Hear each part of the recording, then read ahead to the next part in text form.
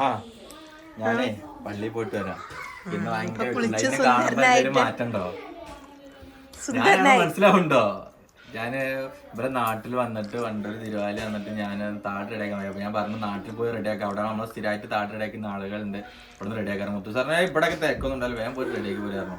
ഞാൻ ചെന്നു, ഒരു കാക്ക ഉണ്ടായിരുന്നു, മൂപ്പര് താട് റെഡിയാക്കാൻ പറഞ്ഞു. മൂപ്പര് കാണിച്ചത് ഇങ്ങനെ നല്ല ഷേപ്പ് ആക്കിയിട്ട് നല്ല വരച്ച സ്ലോപ്പ് ചെയ്യാനൊക്കെ പറഞ്ഞു.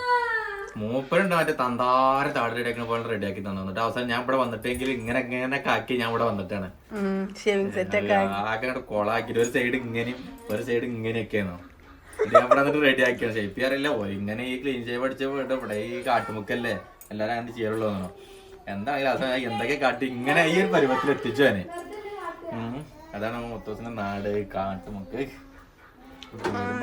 അന്ന് ഞാൻ പോയിട്ട് വരാം കേട്ടോ. പള്ളി പോവാ.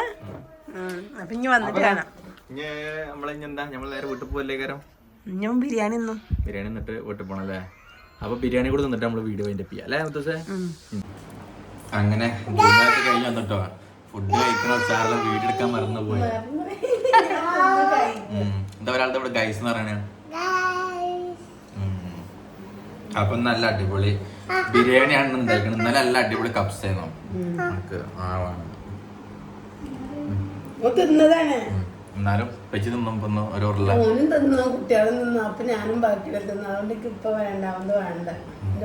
അതല്ലെങ്കിൽ അങ്ങനെ തന്നെ ഉള്ളു. പെണ്ണുങ്ങൾക്ക് ഉണ്ടൊരു സ്വഭാവം, കുട്ടികൾക്ക് ചോറ് വാരി കൊടുക്കല്. ഈ കല്യാണത്തിനൊക്കെ പോയി അല്ലെങ്കിൽ ചോറ് കിട്ടാൻ നേരം വെക്കാൻ സ്ഥലത്തൊക്കെ അറിയാം കുട്ടികൾ കരയുണ്ട് ഒരു പ്ലേറ്റ് ചോറാണ്. എന്നിട്ട് അങ്ങനെ ഇരുന്ന് തിന്നു. കുട്ടികൾക്ക് 2 ഉരുള എടുത്തിട്ട് ബാക്കി 2 പ്ലേറ്റ് ചോറ് പോലെ അങ്ങനെ ഇരുന്ന് തിന്നു. അതേപോലെയാണ്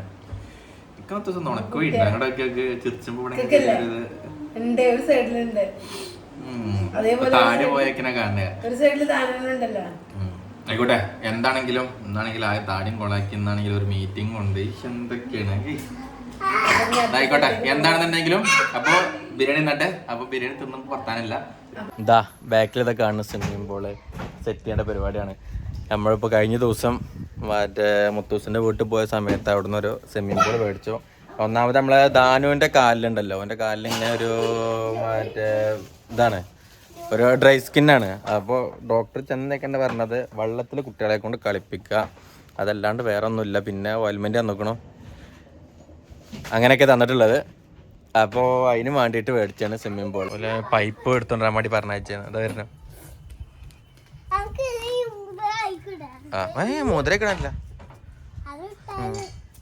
മുത്തൂസ് കുറേ ദിവസമായിക്കണു ഈ ടാങ്ക് നമ്മൾ മേടിച്ചന്ന് വെള്ളം നിറച്ച് വെച്ചാണ്. പിന്നെ അതിന് ശേഷം നമുക്ക് ഇത് എടുക്കേണ്ട ഒരു ആവശ്യം വന്നിട്ടില്ല. കാരണം നമ്മളെ മേലെ തന്നെ എന്തുണ്ട്, 2 ടാങ്ക് ഉണ്ട്. നമുക്കിത് എടുക്കേണ്ട ആവശ്യം വന്നിട്ടില്ല. അപ്പോൾ ഇതിലത്തെ വെള്ളം എന്ത് ചെയ്യണം, നമ്മൾ തൽക്കാലം ഇപ്പോൾ ഇതിനകത്തേക്ക് ഇതാ നടക്കുകയാണ്. ഏടാ നമുക്കിതേടാ. പിന്നെതാ മുത്തൂസ് അവിടെ അടിച്ചൊരു വൃത്തിയാക്കാണ്. എന്തായാലും ഇപ്പോൾ മേലെ കയറിയതെല്ലാം ആക്കിനൊക്കെ വേണ്ടിയിട്ട് തുമ്മണുണ്ട്. വാവൻ്റെ മുത്തൂസ് അടിച്ചവരുന്നുണ്ട്. എൻ്റെ കളന്റെ കോലാണിപ്പോ അത്.